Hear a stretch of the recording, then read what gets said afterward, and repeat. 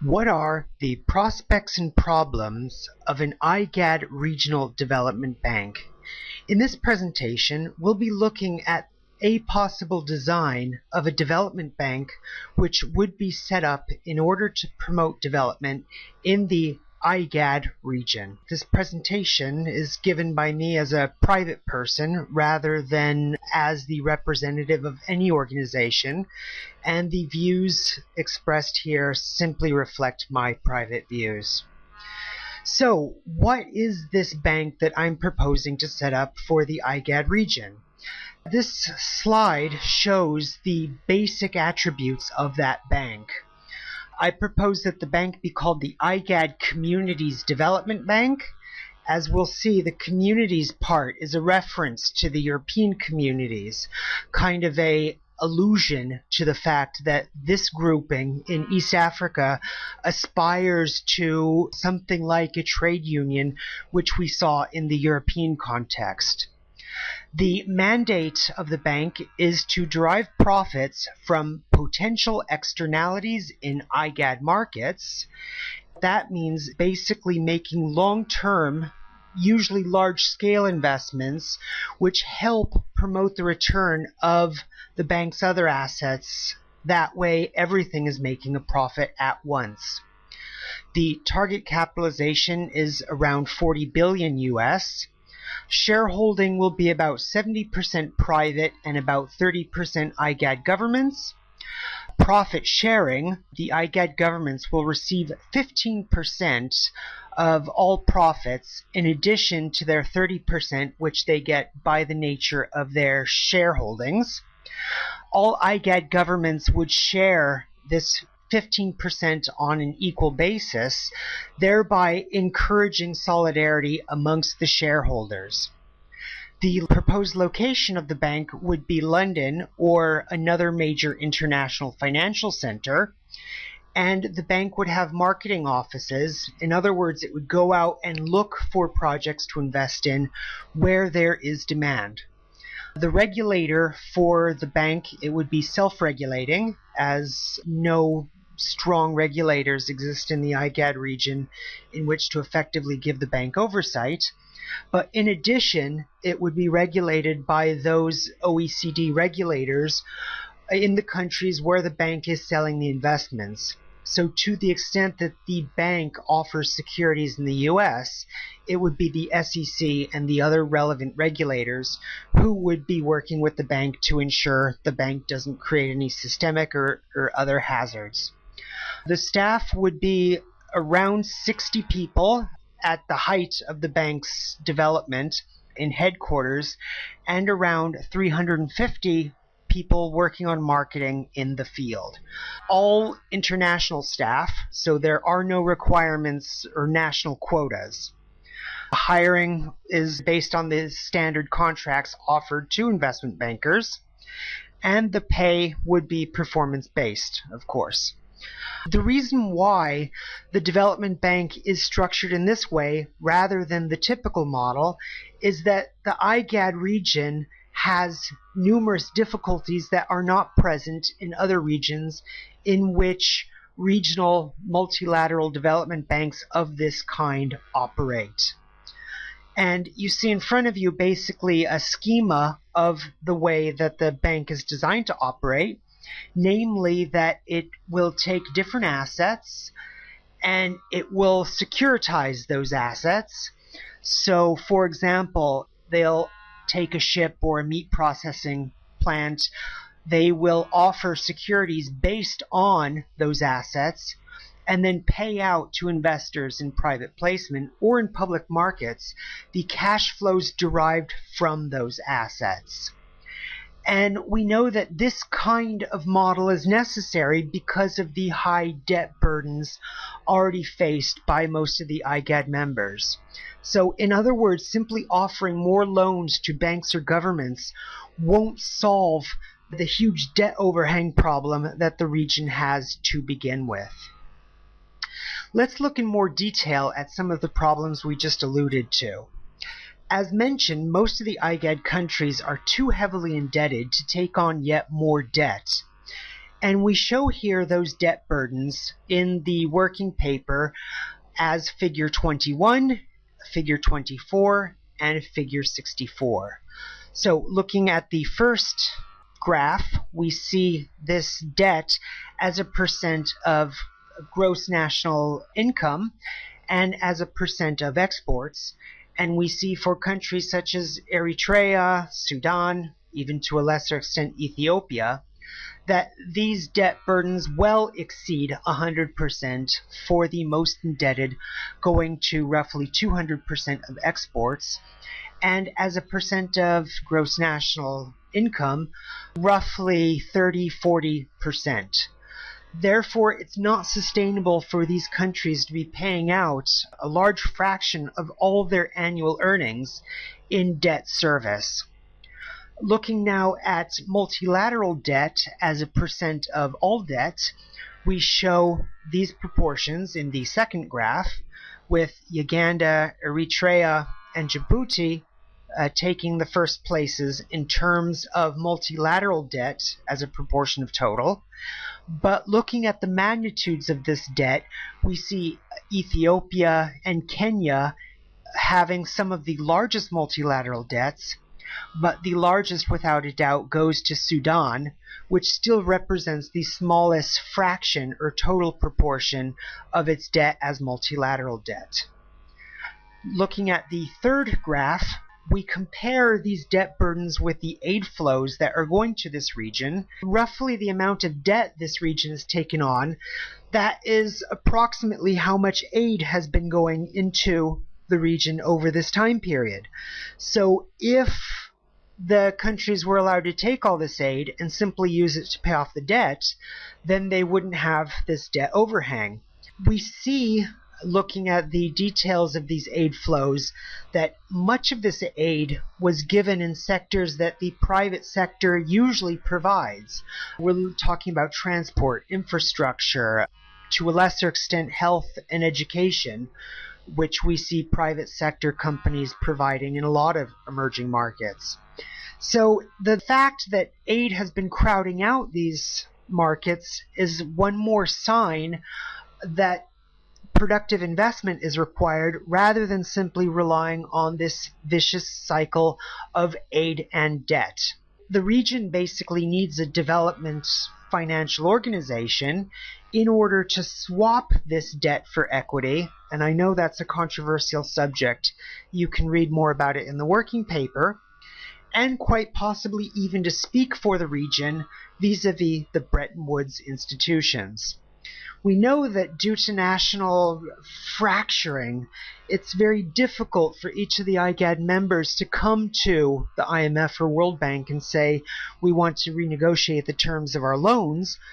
But having an extremely well-capitalized and powerful development bank, which represents the interests of these multilaterals and offers a credible program for the repayment of this debt, might actually lead to productive restructuring, such as along the lines of debt for equity swaps, debt write-downs, and other mechanisms of finally solving this debt crisis. And we know that not only can the bank do this, but the bank must do this, because given this amount of debt overhang, investors won't want to put money into these countries, knowing that the second they place the money for a factory, it's just going to go right out again back to Washington to pay off these multilateral debts. Now, the second problem faced by the design of this bank is that classical development, as we know it, the development banking model as we know it, simply doesn't work. We know that development banks are costly and politicized.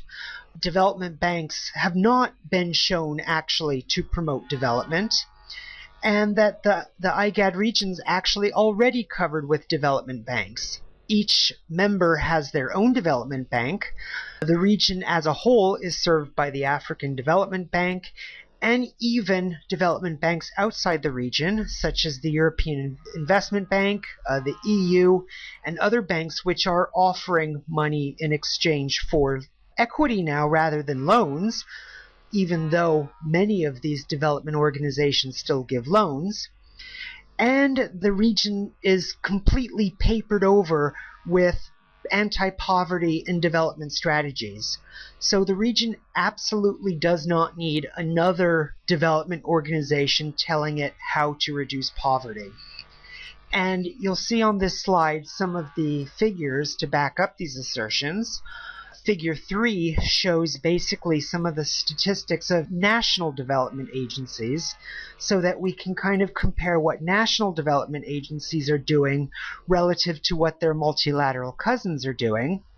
And we see that the value of those loans has been historically very small, roughly $2.2 million, and that the average interest rate has been very high, roughly 19%. Thus, this type of development bank does not seem a viable mechanism for channeling large amounts of resources in order to develop the IGAD region. Now, looking even at the effectiveness data of the World Bank, we see if the bank's assessors deem a project to be performing, to have high performance, and the extent to which they think that the loan actually achieved its outcome. In other words, bank lending can happen according to the contractual terms, and that the performance of that contract goes perfectly, and yet we see no developmental outcome. So it's not the case that classical development projects and lending achieve development, clearly signaling that we need a new model. And again, to bring home the point that the IGAD doesn't need another classical development banking institution, and in this figure we show the return on equity of standard banking markets. So figure 23 shows the return on banking in the private sector as opposed to the return of banking in the classical development sense. What we see is that the return on assets to the normal banking sector have been extremely small, and that the cost to income ratio of these commercial banks has been extremely high. One of the reasons we need a development bank is to help bolster these ailing banking systems in themselves. The design philosophy of this development bank is to help promote the assets needed in order to get these banks functioning normally. What is the problem with debt in the IGAD region? We know that the IGAD region has been historically risky. Several of the countries war-torn, most of them struggling with poverty and famine in the recent decades. Now, why can't we simply give more loans in order to get investment growing in the region? And the figure you see in front of you shows the relationship between the amount of money these projects need to give in order to succeed and the percent of viable projects. So in theory, if all the projects that a development bank loans to pay back again, the interest rate can be very, very low for those types of loans. They get the money back plus a rate of return. Now, what happens as the percent of those projects start failing? So simply reading up the graph, let's say that only 80% of the projects pay back. That suggests that the amount of return for the other projects, the projects which continue to pay, would have to be around 150%. As only 60% of the projects pay back the money, we see that the remaining projects, the projects that are paying off, have to pay a more whopping 165% for the bank to recoup their capital, not even talking about making large profits at this point. So we see a big trade-off between the amount of viable projects and the amount of money that the viable projects remaining have to pay off. And if we know that these projects are being invested into very risky assets in the IGAD, and we earn as much money as possible from the projects that continue to pay out. And the problem with a fixed rate of interest on a loan is that the earnings of the bank is capped. The bank would only receive that fixed interest rate, 10-20%, it doesn't have at its disposal that large amount of return on the small percent of projects that are still paying, and the bank goes bankrupt. So in order to get around that problem, we need to have the development bank earning this 5 times, 10 times, 15 times its rate of investment in order to pay back all of the other projects that simply fail. Most of you will recognize this logic from the usual private equity venture capital dilemma, where these subsectors of the financial markets are extremely accustomed to giving money where only 10%, 5% of projects in their portfolios pay off. As a consequence of this structural design of a bank, the bank must refuse to forgive debt, because in order to return the capital to investors, it has to intrinsically say, we refuse to write down any debt. Now, when you redesign the structure of this contract, if you will, that the bank can recoup its money plus some from its other projects, then it can be extremely lenient in forgiving debt or letting other projects go bad that normally it wouldn't allow to go bad. So a bank that takes equity instead of debt in these companies will help to solve this problem of keeping the bank liquid even when many of the projects fail to pay off. Now, that was a very technocratic discussion of the problem. To put it in simple words we can all understand, the only viable bank for the IGAD is one where half the bank's projects can go cataclysmically wrong and the bank will still make a profit. So for this development bank, we need a private equity mentality far more than a traditional banker's mentality. Now, China actually shows us the way how to handle a development bank organized along these principles. The China Development Bank actually in many ways functions more like a broker-dealer in parts of its portfolio rather than a traditional lender.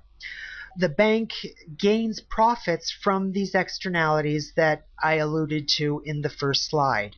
So what are these externalities? For example, the bank might lend money for a metro, might lend money for commercial real estate, but the bank will also hold on its own account the land in that region. Thus, as the bank invests in infrastructure, the land values rise, and the bank is able to recoup more money than it invested on the appreciation of that land, plus any shareholder returns or dividends from its equity participation in these infrastructure projects. We also have seen municipal services in China actually putting these assets into investment vehicles and floating them either in private markets or in public securities markets. And we see even traditional sectors where government usually provides this service. We see in China that these typical public goods, if you will, health, education, natural resources, have all been securitized. Indeed, I personally own shares in a Chinese health provider, showing that China truly does provide market solutions to these public goods. Now, it's not just China that does this. In the working paper, we describe these large financial industrial groups centered around a bank that provides capital to these companies, but the bank succeeds as these projects succeed, either through direct equity ownership or indirect ownership of assets. And we see these types of structures in Turkey, known as the holding companies, in Russia as the financial industrial groups, in Japan, known as the Keiretsu, the former Zaibatsu, in South Korea as the chaebols, and so forth. Now, there's another reason to think about developing a bank for the IGAD region, and that is that maybe the IGAD wants to keep the profits from investment underwriting rather than giving them away. So looking at figure 11, we see the proportion of Chinese assets that are going into various IGAD members. And what this figure doesn't show, it doesn't show the amount of profits that are being repatriated back to China by grace of the fact that the China Development Bank or other financial institutions are underwriting the investments in these natural resources. So why should we let Chinese financial institutions make the profits when the IGAD region can set up its own financial institution in order to make those profits work for the region instead? Now, you'll notice the similarity in figure 13 with the figure we showed on the first slide. Namely, the model of the bank we propose is very similar to the classical model of the China Development Bank. Namely, that assets are securitized, those securities are then sold off in public and private markets, and simply the action of doing this helps to create intermediary markets, helps to create those middlemen who are securitizing the assets. So we're talking about lawyers, bankers, accountants, and the middlemen, the marketers, the client relations officers, those people client-facing who are trying to sell these securities either abroad or within the IGAD region itself. Now, we know that the classical China Development Bank model is stable and repeatable because we've seen this model succeeding without financial crisis in many of the countries we have talked about. So I've talked a lot about this securitization. What does securitization mean? Traditionally, securitization simply referred to taking a company and chopping it up into shares, common shares, preferred shares, etc. But that's just one part of the securitization. Securitization itself is actually the chopping up of any asset, taking pieces of those assets and hiving off, selling off parts that generate cash flows to investors that want those parts. Some investors want to take high risks, some investors want to take low risks. So taking the very simple case of a cow, why not give the rights to cash flows from milk to investors who are risk averse, whereas we can give the cash rights to, let's say, furs or leather, where those prices are far more volatile in international markets, to investors who prefer more risk in exchange for more return. By quote-unquote chopping up that cow and hiving it off to investors through different securities that give them different rights over that cow, we see that not only have we brought money into the country in order to buy more cows, but we've also made a bunch of other investors happy in a way they wouldn't otherwise have access to these types of assets.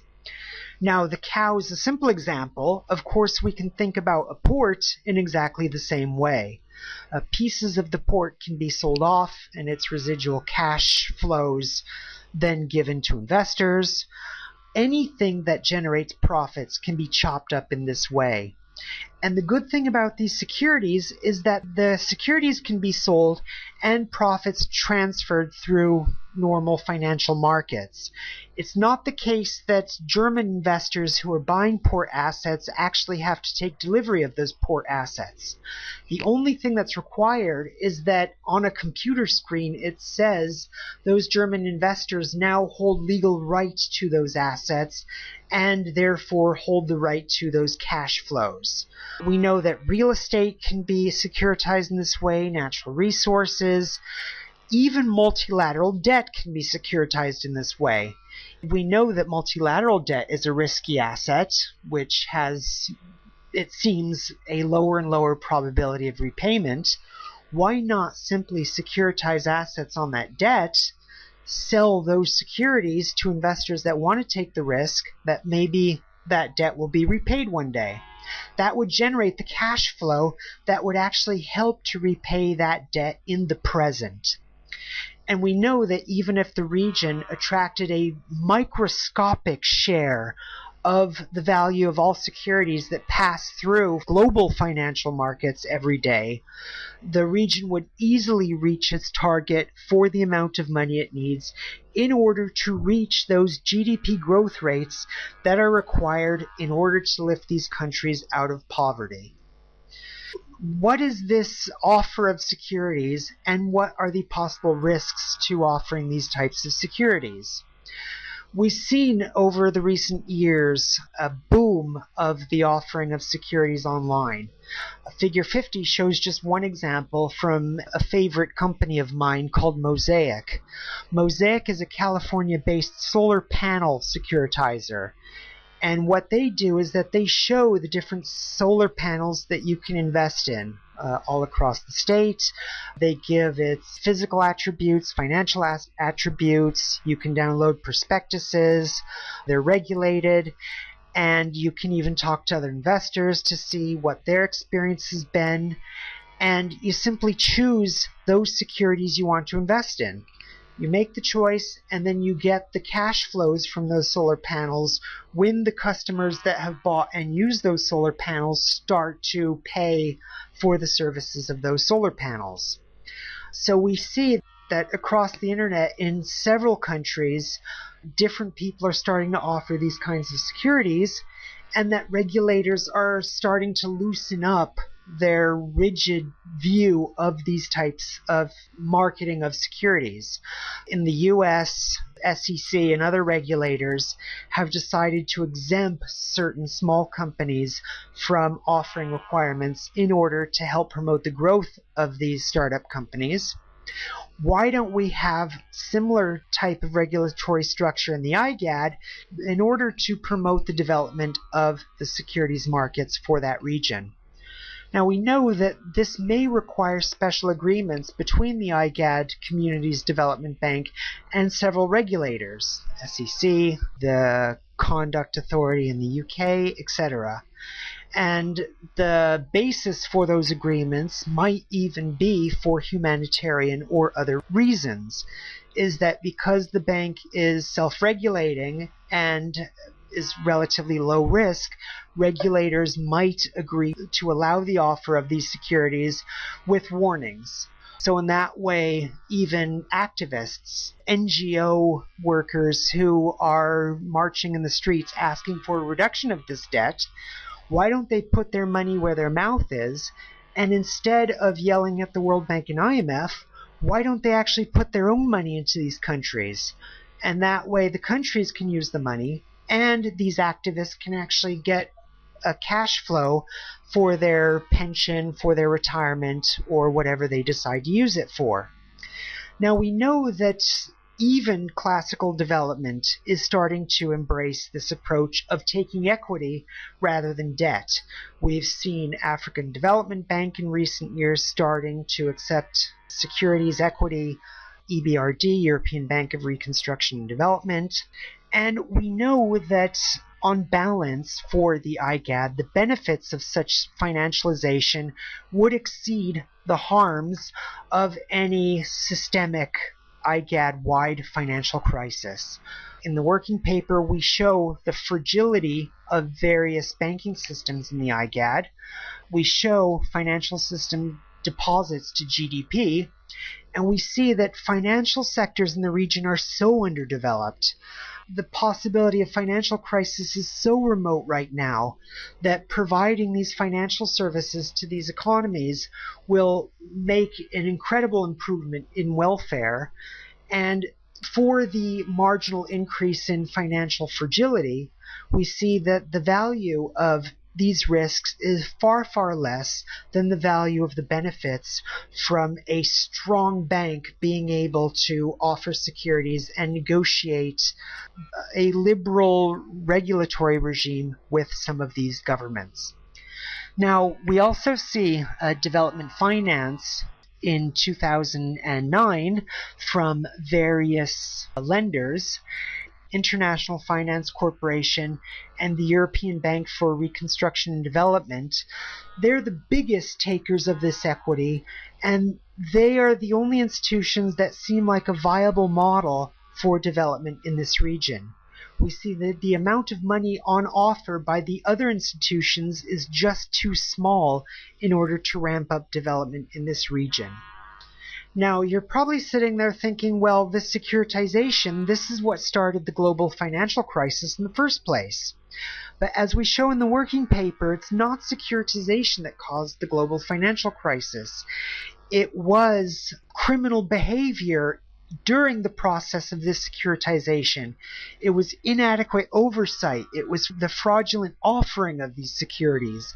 That's the thing that caused the financial crisis, not necessarily the securities themselves. Therefore, I think that blaming securitization for the financial crisis, it's an easy target, and that people who make this argument often haven't really looked at the underlying causes of the global financial crisis. Now, what are some of the benefits of giving foreigners stakes in the IGAD region? Well, we see the incipient development of several of these large financial industrial groups in the region. Some of them you see on the slide in front of you, yet they still remain very small. And the risks that these companies are taking are extremely concentrated on the owners of those companies themselves. So if a national economy went bankrupt overnight, for example, so would the owners of these companies. Why not spread out the risks to different investors in different countries, thereby reducing the amount of risk that locals take on? We know that this type of development finance provides far more than just money. It also provides the knowledge and sweat equity and other investments by equity holders in order to make sure that these investments pay off in the long run. But looking at other benefits of this type of development financing, we see that over $60 billion could have been raised if foreign direct investment had been securitized. So simply looking at the flows of foreign direct investment and thinking, well, if instead of that money staying in private hands, what would have happened if those flows were securitized and shares floated on stock markets, for example, of the foreign direct investment in the IGAD countries, and we see that the flows of that amount of money would have been extremely large, and that would have been a very important vector for development of these countries. So in this way, you can help spread the risk of these joint ventures far beyond one particular owner or group of owners. Such a mass securitization, for lack of a better word, would actually promote a Big Bang style creation of financial markets. We know that the amount of money that this type of finance can provide, it's so much that incomes grow, money's put in banks, money comes in and out of the countries, and therefore we would see a strengthening of the banking sector. But we would also see that this type of securitization helps rectify another legal problem in these countries, and that's the problem of the limited liability corporation. We know that one of the good aspects of limited liability corporations is that exactly it shields the owners from liability and therefore allows the taking of business risks.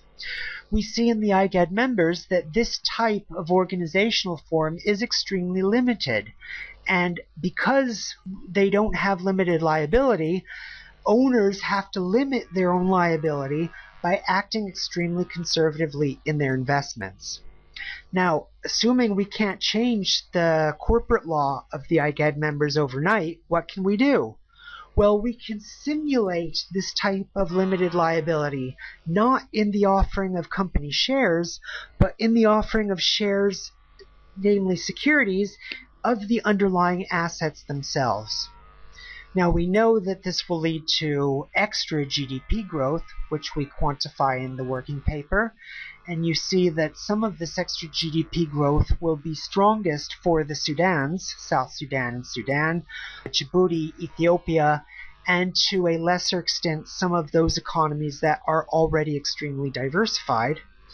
And of course it would offer more tax revenue, thereby allowing governments to promote their own developmental objectives. Over time, there's no reason why locals cannot use these securities as a method of savings. Therefore, we see another vector of financialization in these markets is that offering these type of securities gives investors in the IGAD countries themselves recourse to a type of savings that they've never had before. Now, there are more benefits, of course. It creates jobs in the investees, the companies that are getting the money, in export sectors, intermediary industries, and indirect derived demand, restaurants, transport, other sectors that service the companies which are receiving these investments. And in the slide, you see roughly the amount of employment that is being generated by an IGAD development bank. We see international employment's very small relative to second-order hires. Roughly 2,300 people.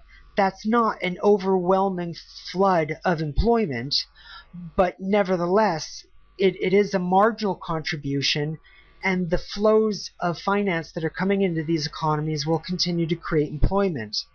One of the biggest problems, as you know, is that because all economies are going toward capital-intensive, knowledge-based economies, the labor-intensive advantages of the IGAD members are extremely limited.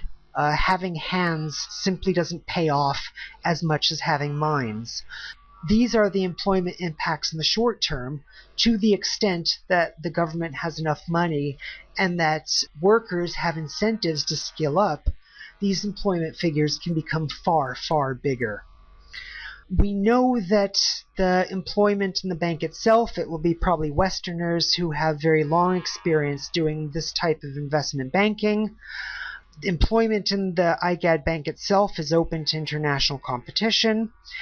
And we know that the operation of this type of bank rights a lot of the harms that are exhibited by the IGAD member states.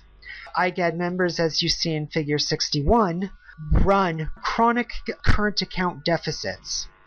Now, when capital starts flooding into these economies, we're going to see, of course, an inflow on the capital account, and we're also going to see a boost in export markets, thereby encouraging export-related remittances back into the country.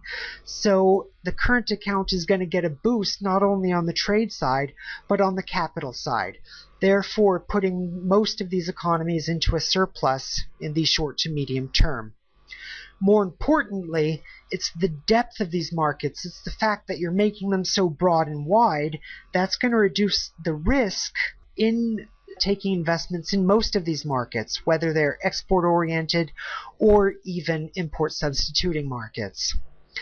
And sitting there, you might think, well, that's not fair. How come IGAD citizens don't have a proportional share of employment in this bank? After all, if it's an IGAD bank, we should have IGAD citizens working in the bank. To which I would reply, well, my advice is not to overreach. Don't ask too much from this bank. By putting people who are not as qualified as what you'd get in an international competition, you're reducing vastly the amount of gains that this bank is able to generate. So having quotas for national employment, for example, that reduces the effectiveness of this bank. My advice is just to let the bank get on with its work. Take the money, take your profits from the bank, and go on and develop the economy. Don't get too greedy by also asking for employment in the bank as well. Now, how do we know that there's demand for IGAD assets outside of the region? What would happen if nobody wants to buy these cows or ports? Then obviously no money comes into the IGAD. Well, we know that that's not true. We know that there are demands for IGAD investments by looking at the demand for Africa region investments. We show different mutual funds, different index funds, and what we see is that the constraint is not from the demand side, from the demand for these securities, but the supply side. African countries aren't making enough high quality securities that can then be packaged into these mutual funds or other types of funds, which are then sold to international investors. It's because of the supply side that Africa investment, portfolio investment, remains so small. We know that US and other investors are likely to demand at least some IGAD assets because of the lack of correlation between the returns of these cows and ports and gold and other assets which are sold in the IGAD economies and what's available in other countries. And we also know that different investor classes traditionally have different types of demands. But most of those demands relate to securities that are uncorrelated with what they're already holding. And so IGAD securities can absolutely provide this type of diversification. Now, we know from modern portfolio theory that anytime you diversify a portfolio, it gives you free assets. It gives you a free lunch, if you will. Diversification, simply putting in assets that are not correlated with the other assets of your portfolio, can help reduce overall risk of your investment holdings for an amount of return that one is seeking. We show in the paper that many of these returns are uncorrelated with returns from other types of securities. We show in the paper how the IGAD has roughly room to grow 7 or 8 times over. So if you put $100 in a brand new company now in Sudan, Ethiopia, etc., you can expect a 7-8 times return for a lot of those companies as these economies grow into middle income, upper middle income, thereby providing more than enough resources to pay back investors. But without the securitization structure, that payback will never be possible.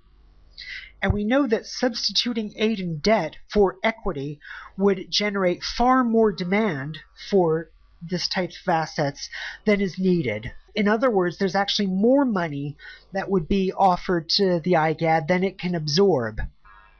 Plus, as I mentioned previously, not only is there demand from investors, retail institutional investors, there might even be a demand from activists, from do-gooders who want to invest in the region because they believe in the principles of international justice, international development, and so forth. Of course, joint venture partners would be interested in these types of equities in order to offload some of the risks they're taking. And of course, governments might also be interested in acquiring some of these securities, either as they're trading them for debt in order to sell off again to recoup their losses from the debts they've made to these governments, or for other reasons that we talk about in the paper.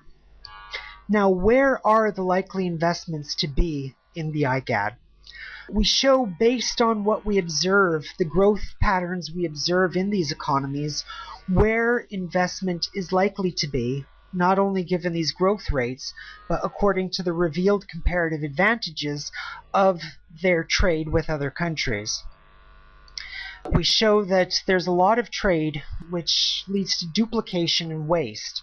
We see some countries actually exporting petrol and then re-importing it again from outside the region, whereas it might be more efficient for IGAD members to trade with each other.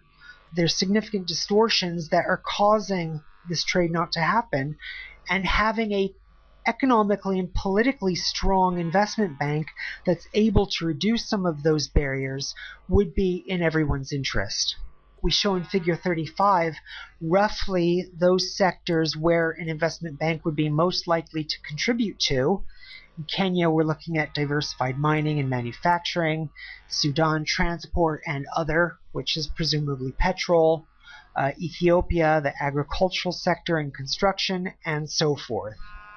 Given this overall contribution to GDP, it's expected that roughly 77 billion overall in added GDP is needed in order to achieve the types of growth that would plunge these economies into sustainable development in the long run. So we can expect to raise $77 billion, even though only $40 billion is required in order to achieve some of the development targets we describe in our paper. At the end of the day, as we know, we must not give preferred sectors to the bank to invest in. The state management, organizational management of development has been shown to lead to problems. It's the market, it's the profit motive that has to guide the bank in its investments.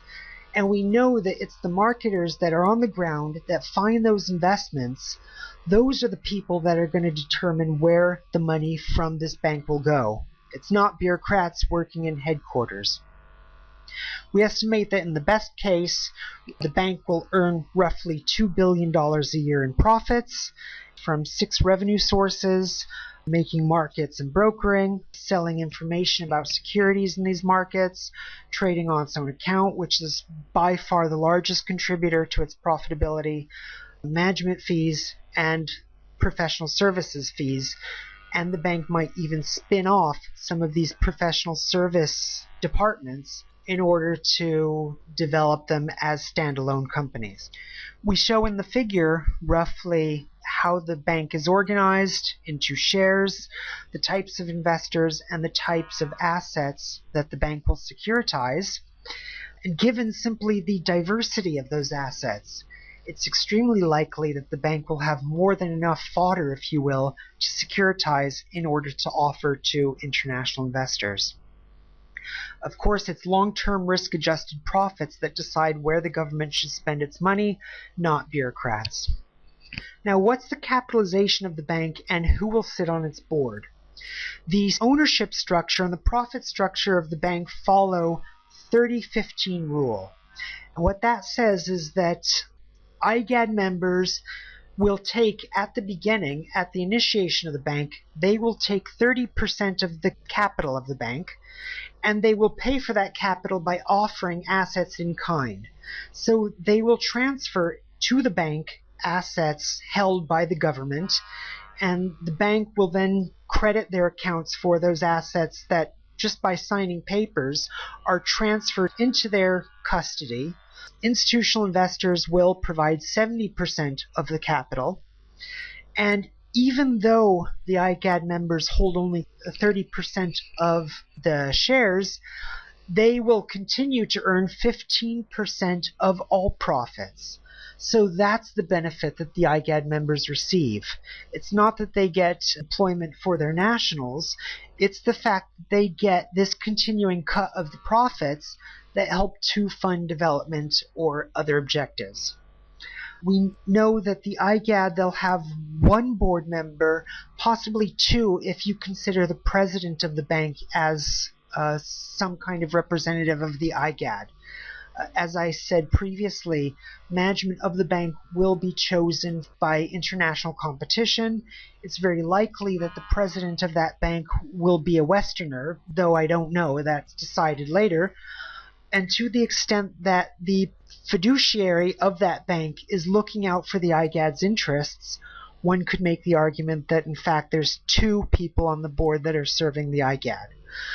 Majority ownership of the board has to be with institutional investors, and the reason for that is that investors will fear expropriation otherwise. If the IGAD countries have 51% of the vote, investors know that as the minority shareholders, they'll be expropriated. In order to allay that fear, institutional investors have majority stakeholding. And a priori, there's no reason to think that the IGAD member countries, other than pride, why they would resist such a structure. Of course, when you think about development bank, you think about a bank in the interest of government, at the service of government, but isn't having this flow of profits far more in the interest of government rather than taking a majority shareholder in a bank nobody wants to participate in? So it's this 30-15 rule which will help ensure that the IGAD countries have sustainable flows of investments from these securities into their markets in the long term. As I've said, real estate, natural resources are offered in kind, so the countries don't have to offer any cash, which is very limited given debt overhang. And if it is possible for debt-to-equity swaps, if this bank is credible, and if they provide a resolution plan for getting rid of some of this international debt, then the debt for equity swaps would also free up an enormous amount of resources available now for investment. And I would argue that it's the creation of this credible securities markets that makes these type of debt swaps even possible. Now, why London? This might strike your ear as extremely strange and controversial. Why would we have an IGAD bank not located in the IGAD? And there's lots of reasons for thinking about London as the headquarters for this bank. Even looking at other multilateral development banks. The European Bank for Reconstruction and Development, they're focused on Eastern Europe and the former Soviet Union, but they're actually based in London. There's no reason why the bank has to be located in the markets in which it serves. As we argue in the working paper, one of the biggest benefits of this structure is that the bank and its investors have recourse to UK law. As we show in the paper, the various aspects of IGAD law would not inspire any confidence in investors. Looking at figure 60 in front of you, we show the extent of financial regulation in these countries. We show in figure 27 the various rankings of countries in terms of the strength of minority shareholder protections and the cost of chasing a claim. We show in figure 26 the strength of legal systems in the IGAD, namely the percent of countries that are worse than the countries we show here in terms of their rule of law and control of corruption. And we know that corruption is very high in many of the IGAD countries, rule of law is very low, and investors will not have any confidence that once they give their money, they can get the money out if they followed IGAD national rules. Everyone knows British rules, they're comfortable with British rules, and therefore we should keep a system which has been proven to work in the past.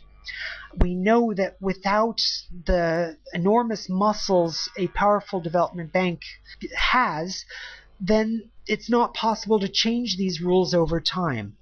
One of the key benefits we see in developing this huge, powerful development bank is that it will have a strong incentive then to go back to the IGAD national governments and negotiate for right regulation, for opening up some of these markets to its investments so as to make the business environment in the region better.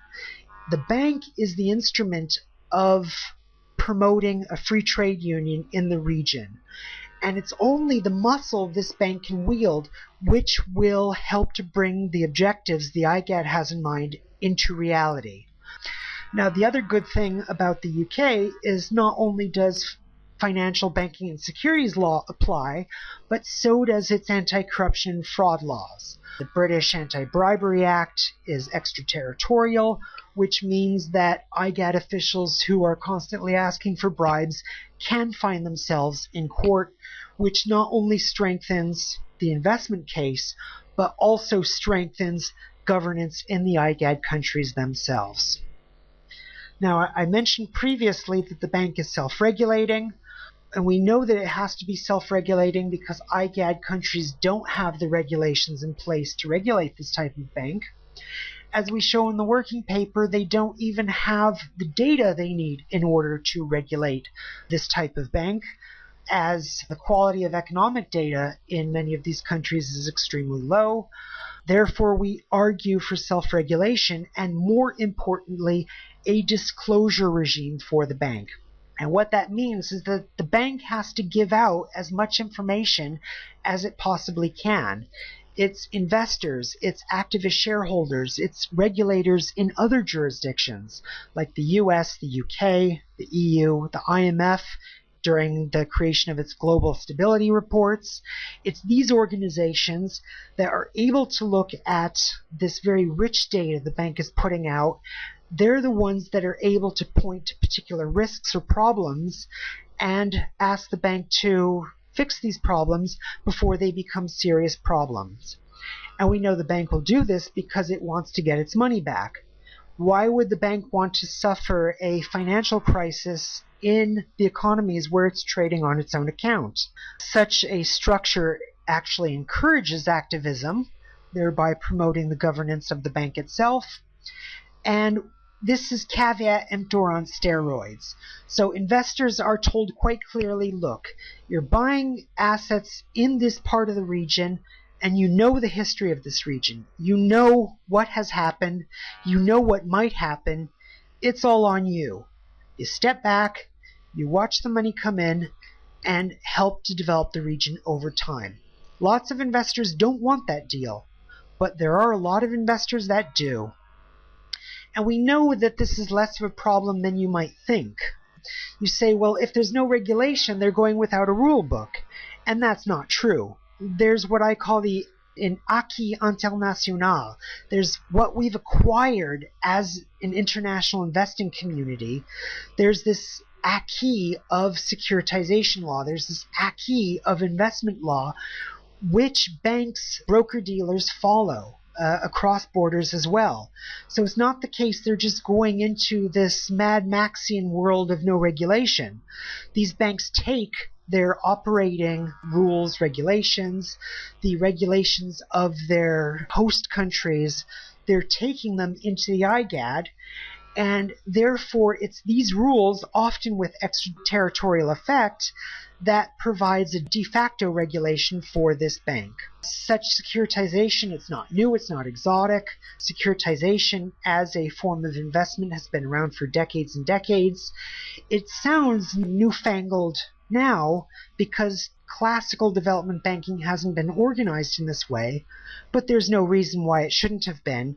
And as I've said previously, even classical development banks are starting to come around to this idea of investment. And of course, IGAD member states remain sovereign in their own jurisdictions. They're not giving up anything to this bank. It's not that the bank can do whatever it wants. Member states still reign supreme in their own borders. Most importantly, such a bank helps to build the IGAD communities. And communities, I'm referring here to that idea of a free trade zone. Just as we saw the European communities, which are many different organizations that are engaged in free trade across borders, so too can the IGAD have these types of communities among its member states. We know that one of the mandates for this development bank is to militate, to politic for right regulation, and we showed how business regulations in IGAD are some of the worst worldwide. We also know that the IGAD will serve as a powerful counterweight to some of the national governments. We show in the working paper how many of these national governments, they're ruled by one party or one strongman, and therefore simply giving national authority to a development bank would place the bank in great jeopardy. For example, if the bank was placed in one of these one-party states, one could imagine that one party, that one government, taking over the bank in order to serve their own objectives. And indeed, we've often seen this complaint from multilateral development organizations such as the Asian Development Bank for the Philippines or even the World Bank for the Americans. So by removing the power to a foreign jurisdiction, we help ensure the bank acts fairly. All the members get ongoing profits, so there's no need to worry about that. Profits are divided equally, which means the community profits equally. There's a community, there's a group-based incentive, so it helps build group cohesion rather than split countries. There's collective responsibility in the board, and more importantly, this moves the IGAD itself from being a poverty-driven organization to being a finance-focused institution. Right now, many of the topics the IGAD deals with are climate change, poverty, livestock, conflict and security. The IGAD has to change its focus if it wants to remain relevant to a free market, to building this supranational style trade agreements and other structures that are needed to promote economic integration. the creation of a development bank is a very solid step in helping to move the mandate of this IGAD to something more sustainable. And the bank will help to even encourage changing the IGAD agreement in order to bring about this more closer union. Now, what's the impact on poverty? Of course, if you want to talk about development, you have to talk about poverty. The bank specifically does not address poverty, and the working paper that we've developed avoids any discussion of poverty. And the reason we do that is because the IGAD is positively littered with programs and strategies aimed at reducing poverty. So we don't want to contribute yet another voice to this cacophony. We know that the Development Bank will contribute to inequality. As an interesting aside, most academics actually find that this type of financialization does not lead to inequality, even though my own sense is that it absolutely will, because many of the economic political elite in these countries will acquire shares and it will help to entrench their position. That's not necessarily bad. It's what we've seen in many of the OECD member states, but it is something to keep an eye on. This type of bank will expose the region to globalization, for better or worse, and we all know about the pluses and minuses of globalization. We know that globalization is vital in order for the region to develop, and we know that the banking sector can be a huge source of instability. Another risk of such a bank is that it will promote this kind of McDonald'sization, this kind of Walmart effect on these economies, as small traders are pushed out for large companies. However, we've seen the economic impacts of this type of development can be extremely large. Think about China, think about Germany, the US. And so if the IGAD is serious about development, then this is what you have to do. Take the good with the bad. And it's the bank's effect on opening up the region to globalization that's the thing that's going to have the biggest impact on development in the region. And there are so many anti-poverty measures already in place in these countries that it's their job to worry about this. The bank's job is to make profits in order to help these countries develop. So what are the next steps? We talk about 3 phases in the working paper. Phase 1, which is setting up the institutional foundations, creating legal instruments, revising the IGAD agreement, and we talk about that a bit more in the working paper. They're very minor changes to the agreement in order to start putting this vision into the agreement of having this type of development bank, of promoting more sustainable trade relations between member states. It's not a rewriting, it's just a couple of lines that are different. Drafting organic documents for the bank itself, often drafting national laws in order to put this type of IGAD-wide structure into place. And of course, selling an initial round of securities to prove the concept that this type of securitization can work and that it will actually bring money into these countries. And of course, the third phase is either scaling up or dissolution. If we see that it works, then we scale up. If there's no interest, then the most we have to lose is just a bit of wasted time. Just wind it up and that's the end. So we see that there's the potential for very large development impacts with an extremely limited downside. Why shouldn't we grab this opportunity while it is here? Many have argued that it's the lack of financial sector development in these economies that has prevented development all these years. But from my perspective right now, for this development bank, it's exactly this lack of financial sector development which serves as an advantage. Because the IGAD member states have not been locked into some of the onerous regulations that other countries have adopted, it's this lack of regulation that provides the breathing room for this type of development bank to function effectively. So that's the overall plan for this type of development bank. Those are the possibilities and pitfalls of a development bank for the IGAD region. Thank you very much.